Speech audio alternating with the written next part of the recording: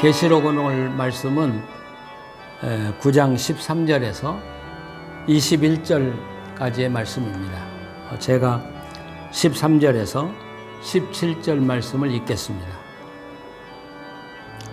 여섯째 천사가 나팔을 불매 내가 들으니 하나님 앞 금제단 네 뿔에서 한 음성이 나서 나팔 가진 여섯째 천사에게 말하기를 큰 강 유브라데에 결박한 내 천사를 놓아주라 하매 내 천사가 놓였으니 그들은 그 연 월 일시에 이르러 사람 3분의 1을 죽이기로 준비된 자들이더라. 마병대의 수는 2만만이니 내가 그들의 수를 들었노라. 이 같은 환상 가운데 그 말들과 그 위에 탄 자들을 보니 불빛과 자줏빛과 우윳빛 호심경이 있고 또 말들의 머리는 사자머리 같고 그 입에서는 불과 연기와 유황이 나오더라. 아멘. 오늘 여섯 번째 나팔 재앙을 다루게 됩니다. 이 여섯 번째 나팔 재앙은 그 이전의 재앙과도 전혀 다르고 또 이후에 나타날 재앙과도 전혀 다른 어떻게 보면 분수령이라고 할 수 있는 그런 재앙입니다. 그래서 이 여섯 번째 재앙을 앞과 뒤에 차별을 두고 읽어야 할 것입니다. 우리가 이전에도 말씀을 나눴습니다마는 인재앙 여섯 번째 그리고 일곱 번째에서 나팔재앙으로 바꾸죠. 인재앙은 하나님께서 사람들이 회개하기를 바라는 마음으로 경고성 재앙이라고 말할 수 있겠습니다. 그리고 주로 그때 하나님이 사용하신 재앙은 자연현상을 통해서 기근이라든지 질병이라든지 또는 지진이라든지 이런 자연현상을 통해서 일어난 재앙들입니다. 그래서 사람들이 어떻게 보면 이런 자연현상으로 벌어지는 일들을 관심 있게 보지 않으면 그냥 자연현상으로 일어나는 것이다. 이렇게 생각하고 넘길 수가 있습니다. 그러나 우리는 정말 하나님의 역사하는 모습을 보려고 하면 작은 것까지도 자연계에서 일어나는 작은 것까지라도 세심한 관심을 가지고 보아야 합니다. 그래야 하나님이 어떻게 역사를 주관하시고 운행하시는가를 우리가 알 수 있을 것입니다. 이처럼 이 자연현상을 통한 재앙이 끝나면 나팔재앙은 굉장히 급하다고 그랬습니다. 그래서 빨리빨리 지나가고 또 하나님의 그 진노의 도도 좀 심각하게 나타나기 시작합니다. 그래서 바다의 3분의 1, 땅의 3분의 1, 하늘의 3분의 1이 무너지니까 얼마나 많은 사람이 죽어 나가겠습니까? 바로 이것이 나팔재앙인데 이 여섯 번째 나팔재앙에서는 또 다른 나팔재앙과 전혀 다른 양상을 보이게 되죠.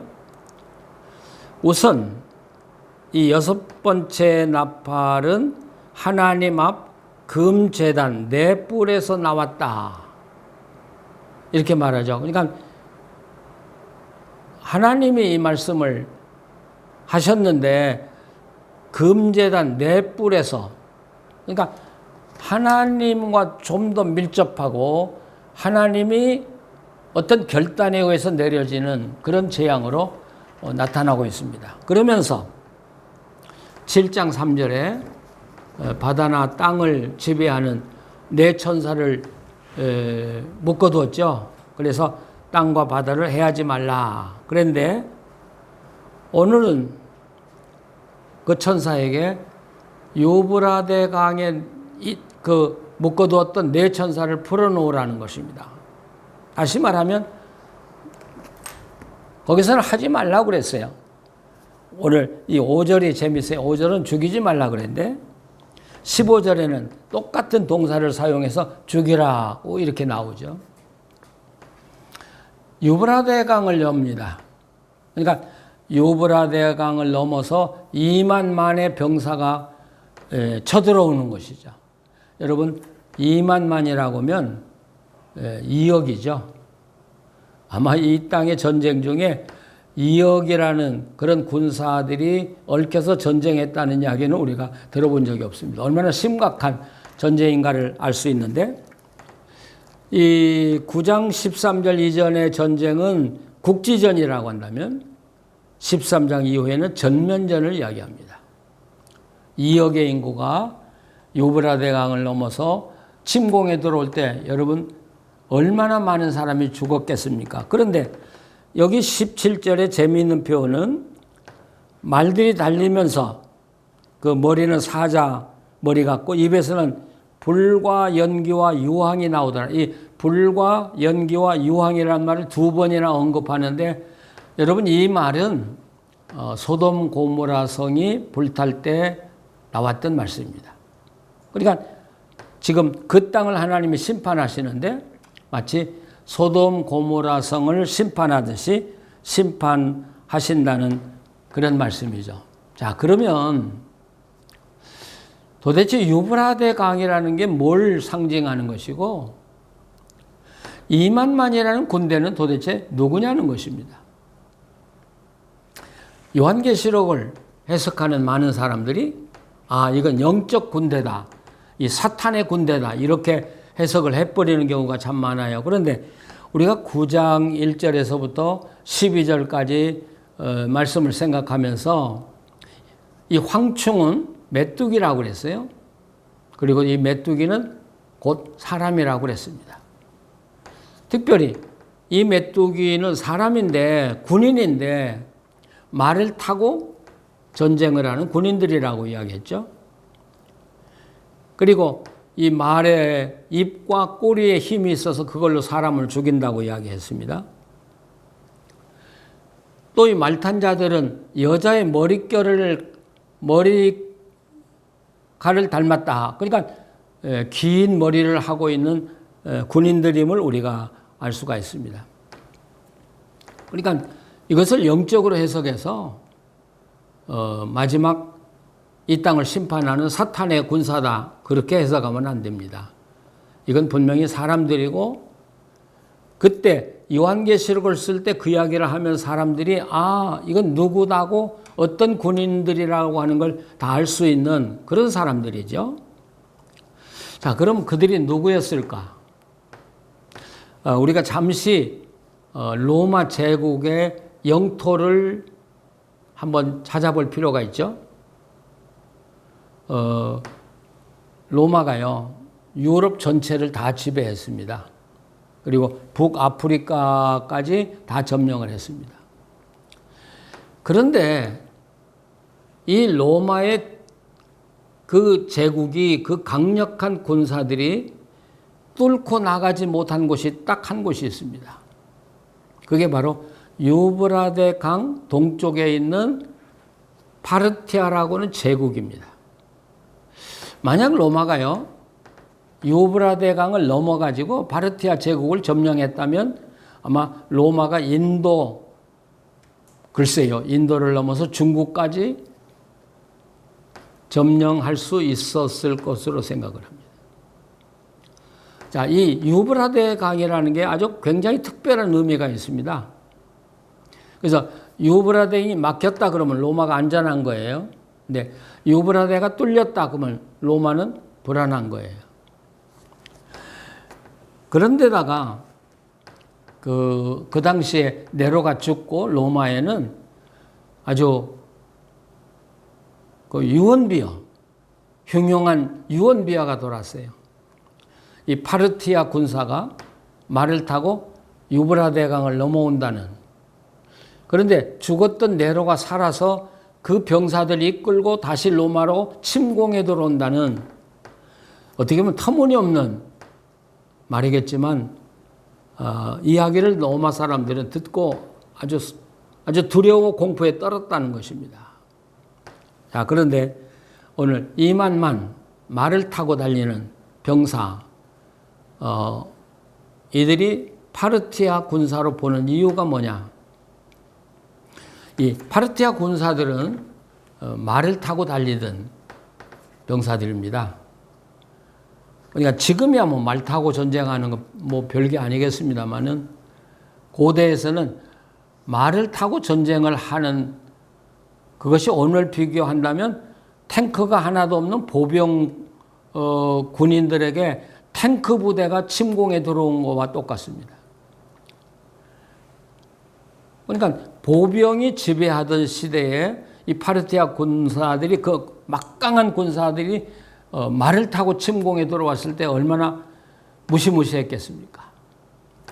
또 하나는 이 파르티아 군인들은 여자의 머리를 했다는 거죠. 그러니까 장발이죠. 머리를 길게 해가지고 말을 타고 달리면 머리가 바람에 휘날리는 그런 양상을 띄었습니다. 근데 여기도 계속해서 긴 머리의 군사들의 이야기가 나옵니다.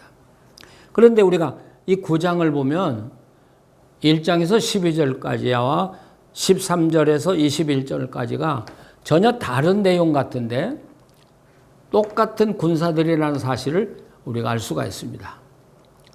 전반부에 나오는 군인들도 말 타는 군인들이고요. 전반부에 나오는 군인들도 여자 머리털을 하는 사람들이고요. 그리고 그 입과 꼬리에 힘을 가지고 있다. 근데 후반부에 나오는 사람들도 똑같은 묘사를 했거든요. 그렇기 때문에 1절에서 13절은 12절은 그분들이 그 부분적으로 전쟁을 하는 모습을 그렸다면 또는 전쟁을 위해서 준비하고 있는 모습을 그렸다면 13절 이후에 나오는 6번째 나팔은 바로 그들이 이 유브라데강을 넘어서 이 로마 제국을 침공하고 있는 그런 모습으로 전면전의 모습으로 나타났을 뿐이라는 사실을 우리가 기억해야 할 것입니다. 자, 이들은 이제 전면전을 일으킨 것이죠. 유브라데강을 넘어왔습니다. 그러면서 여기 보면 연, 월, 일, 시에 사람의 3분의 1을 죽이기로 우리가 그런 말 하죠. 하나님이 정한 시간, 카이로스라는 말 많이 쓰죠. 하나님께서는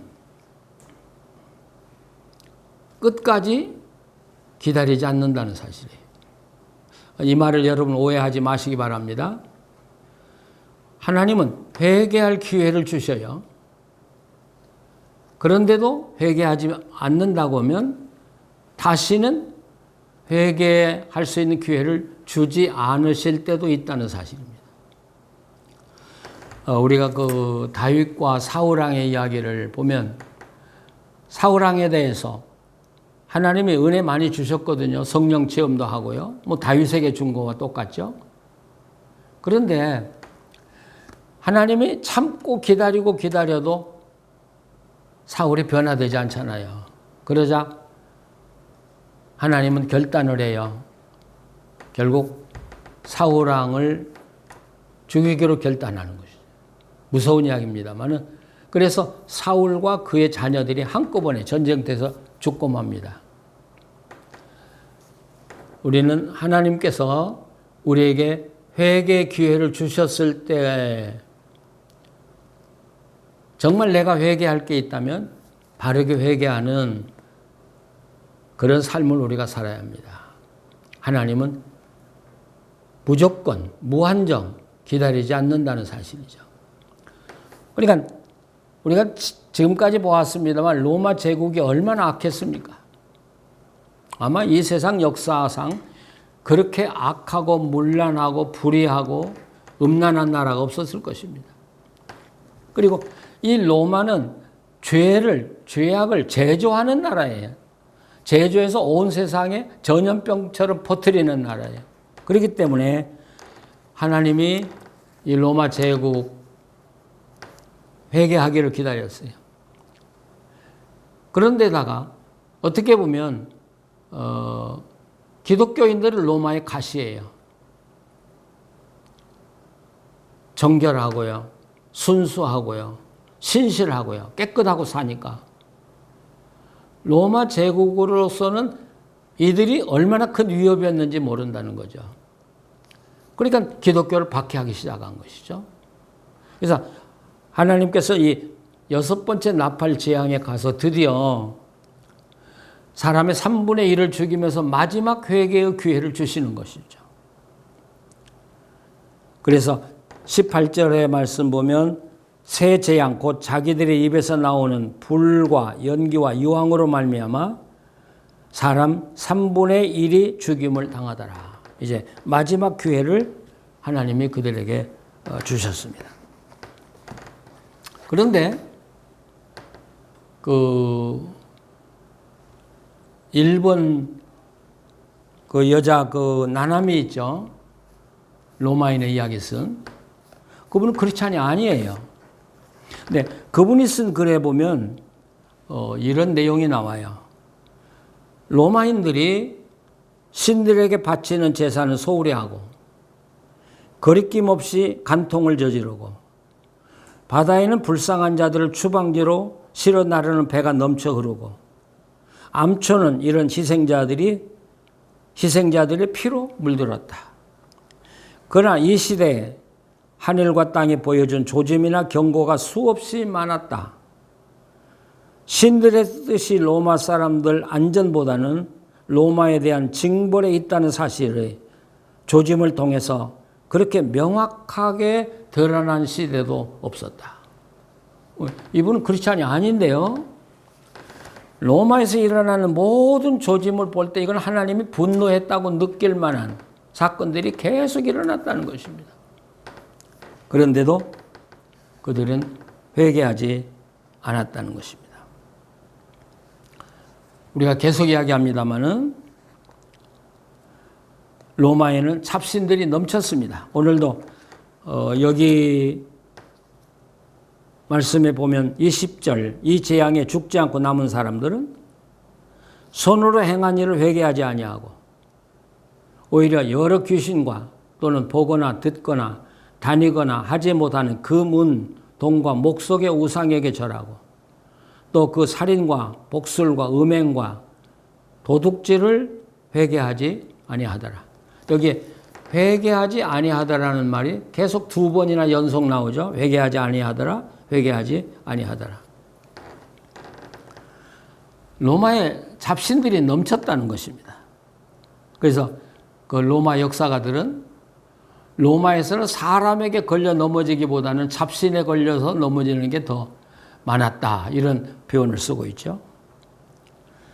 그래 로마서 1장에 보면 로마인들은 그 음란한 삶을 살았는데 그 음란의 삶이 극에 달했다는 것이죠. 그리고 세 번째는 이 남성들 간의 동성애는 인간관계의 가장 의미 있는 형태로 자리매김을 했다고 역사가들은 말하고 있습니다. 자, 이런 나라를 하나님이 두고 보시겠습니까? 그래서 마지막 6번째 나팔을 통해서 이 나라를 징계하시는 것입니다. 여러분 재미있는 사실은 글쎄요. 제가 온 세계를 다 조사해보고 탐색해보지 않았기 때문에 모르겠습니다만은 C.S. 루이스 여러분 잘 아시죠? 이분의 이야기에 보면 이 땅에 잡신과 우상이 제일 많은 곳이 바로 옥스포드라고 합니다. 그러니까 최고의 지성들이 모인 곳이 가장 잡신이 많고 우상이 많고 또 음란하고요.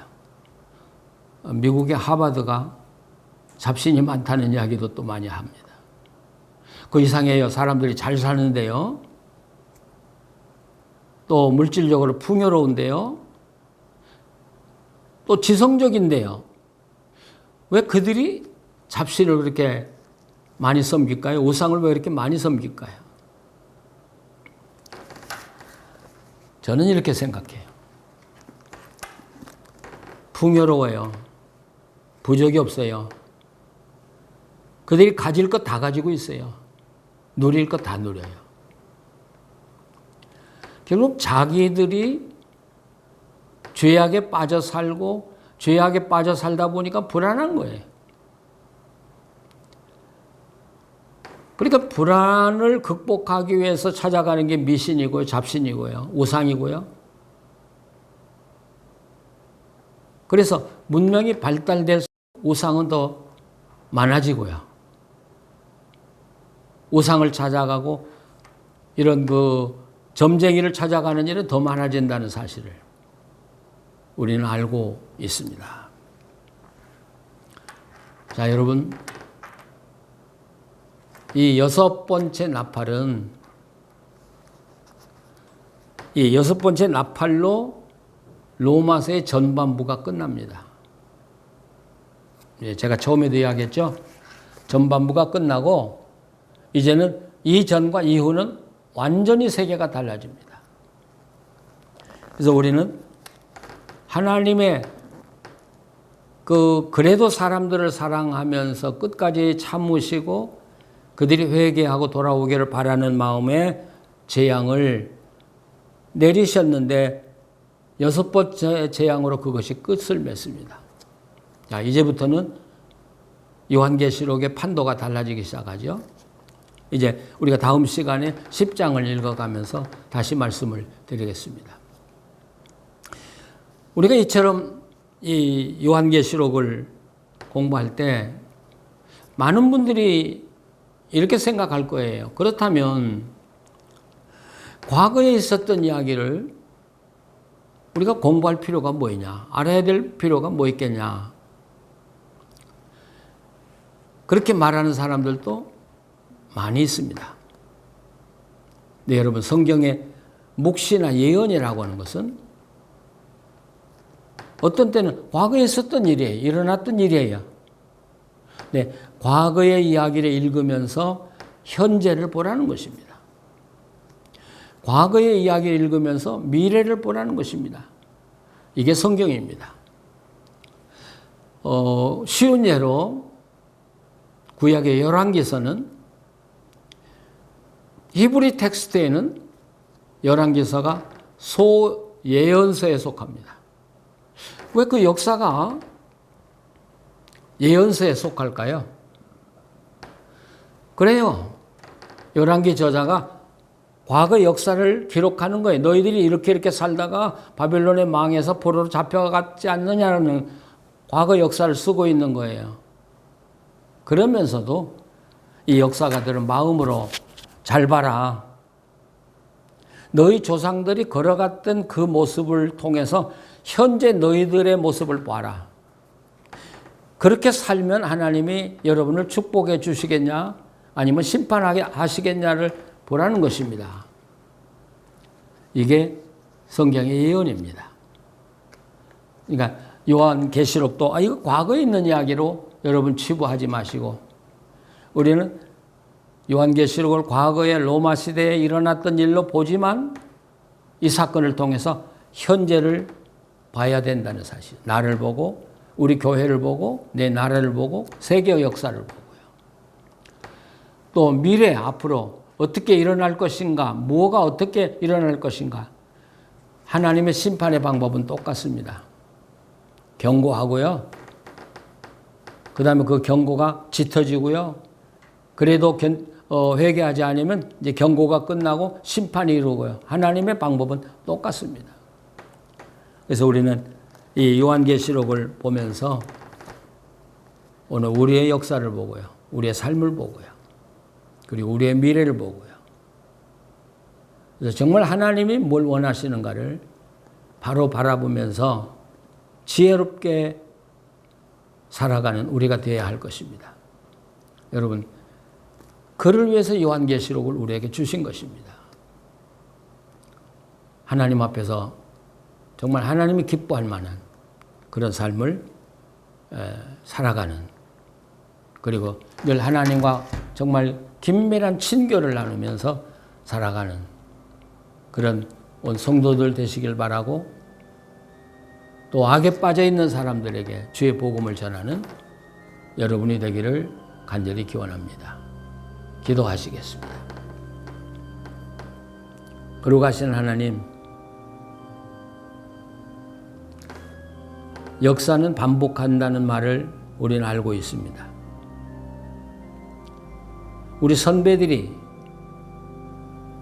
잘못 살다가 주의 징계를 받고 망하기도 했는데 오늘 사는 우리들이 그들의 길을 그대로 전철을 밟아가는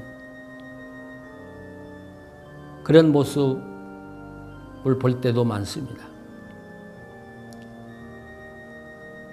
또 우리 앞에 살았던 귀한 선배들이 있습니다. 신앙을 지켜가면서 믿음을 지켰던 선배들도 있습니다. 우리는 그들을 보면서 우리가 반성할 것 반성하고 그리고 하나님 앞에서 바르고 깨끗하게 살아가는 주의 자녀들이 되게 하여 주시옵소서. 오늘의 역사를 바로 읽고 그리고 부족한 힘이지만 역사를 바로 해석하고 그리고 오늘의 교회와 우리나라를 하나님이 원하시는 바른 방향으로 이끌어갈 수 있는, 이끌어가도록 노력하는 우리 한 사람 한 사람 되게 하여 주시옵소서. 예수님의 이름으로 기도합니다. 아멘.